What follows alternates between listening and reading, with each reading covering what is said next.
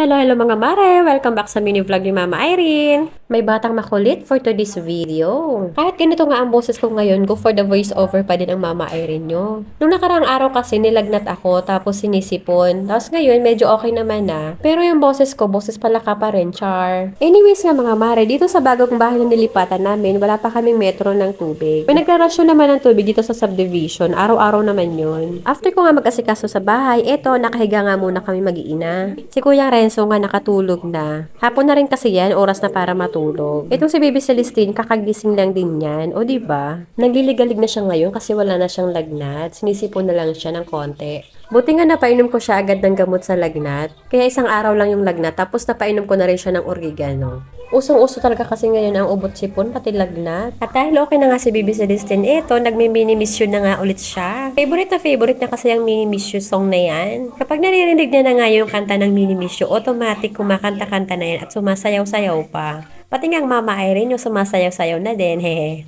Thanks God talaga dahil okay na si Baby Celestine. Diyos ko dahil napakahirap talaga kasi ang batang may sakit. Tapos ikaw may sakit din, o diba, kailangan mo maging malakas para sa mga anak mo. Kasi mas kailangan ka ng mga anak mo eh.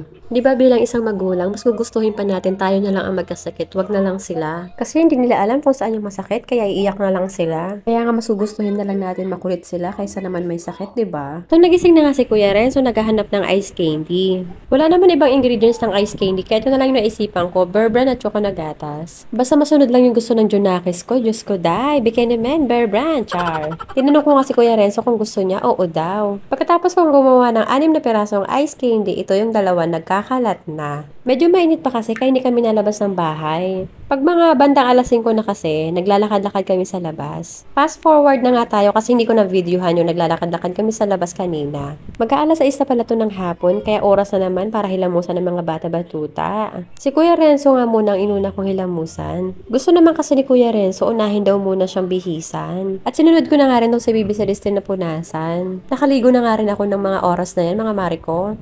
Ito muna for today's video. Thank you po sa panonood hanggang dulo. Bye! God bless everyone!